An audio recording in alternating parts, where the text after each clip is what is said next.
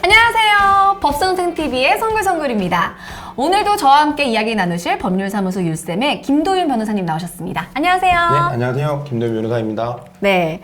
오늘은 저희 법선생TV 앞으로 사연이 하나 왔어요. 그래서 이 사연 듣고 이야기 나눠보도록 하겠습니다. 안녕하세요. 저는 현재 성인이 된 아들과 딸을 두고 있는 60대입니다.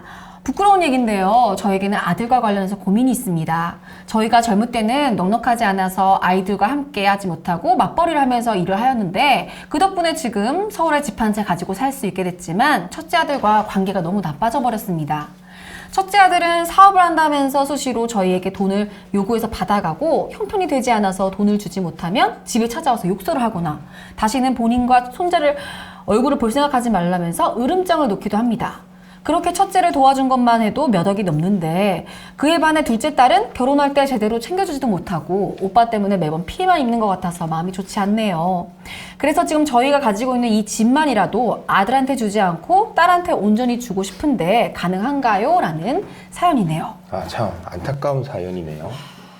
이 망나니 같은 첫째 아들을 배제하고 이 둘째 딸에게만 집을 물려줄 수 있는 게 가능한가요? 네, 가능합니다. 가능해요? 네, 가능합니다. 어떻게요? 네, 이 영상을 보시면 아마 아실 수 있을 겁니다. 일단 부모가 자녀에게 재산을 증여하는 방법은 크게 세 가지가 있는데요. 이제 생전에 재산을 증여하시는 방법이 있고요. 유언을 통해서 유증을 하시는 방법이 있고요. 그리고 유언 대용 신탁을 이용하시는 방법이 있습니다. 생각 의외로 굉장히 방법이 많은데 증여, 유언 대용 신탁 이렇게 셋 중에 하나 고르면 되는 건가요? 네, 셋 중에 하나를 고르시면 되는데 다만 이제 이 사연자 분께서 원하시는 게 이 재산을 본인의 집을 딸에게 주고 아들에게는 주지 않는 거잖아요. 그런 경우에는 유류분이라는 거를 한번 고려를 해보셔야 됩니다. 유류분이요? 네, 유류분이란 게 상속인이 받을 수 있는 최소한의 몫인데요. 만약 생전에 증여를 하시거나 아니면 유증을 했을 때, 유언을 통해서 증여를 했을 때는 유류분 청구가 들어올 수 있거든요. 그런 경우에는 유류분만큼 이제 그 아들에게 재산이 가게 되겠죠. 그러면은 유언 대용 신탁의 경우에는 유류분 청구를 받지 않나요?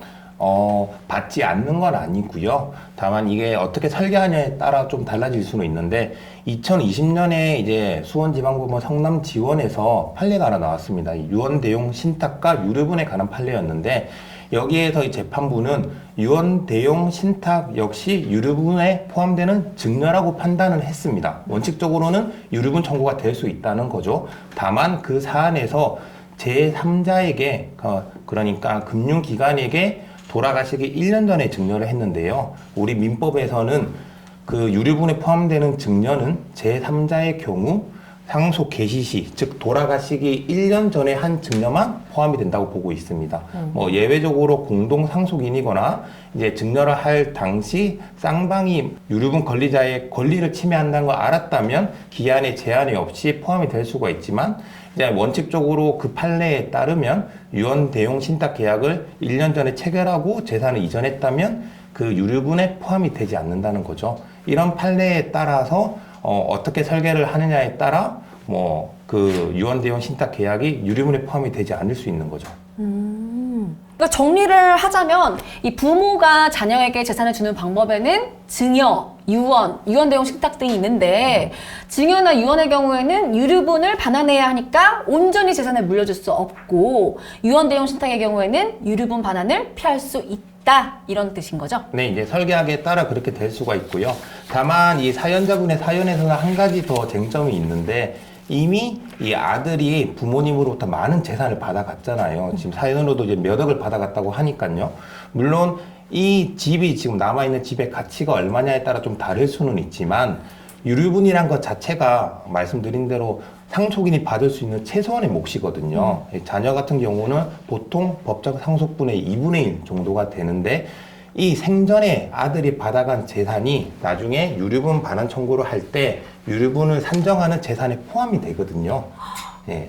근데 말씀드린 것처럼 원칙적으로 생전의 증여는 1년의 제한이 있지만 공동 상속인 같은 경우에는 그 제한이 없다고 대법원이 판시를 하고 있어서 그 판례에 따라서도 생전에 그 아들이 받아간 재산은 나중에 유류분을 청구할 때 그 재산에 포함될 수가 있고 그런 경우에는 본인의 유류분이 침해를 받았지 않기 때문에 유류분 청구를 못하게 되는 케이스가 생길 수도 있죠. 다만 이 부분은 저희도 이제 구체적인 상담을 통해서 한번 계산을 해봐야 알 수 있는 부분이니까요.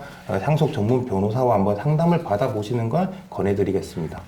네, 이 상속 전문 변호사이신 법률사무소 율쌤의 김도현 변호사님께서 말씀해주신 이 사연에 대해서 해결책을 꼽자면 유언대용 신탁을 이용하면 유류분 반환 청구를 막을 수 있다. 그리고 첫째 아들이 받아간 돈이 있으니까 이 부분도 고려를 해야 한다. 네.